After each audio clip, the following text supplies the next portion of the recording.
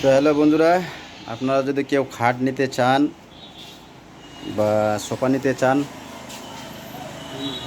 তো অবশ্যই এই দোকানের সঙ্গে যোগাযোগ করতে পারেন।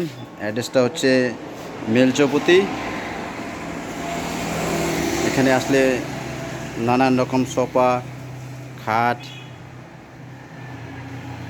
বা যত ধরনের আসবাবপত্র আছে সব পাবেন।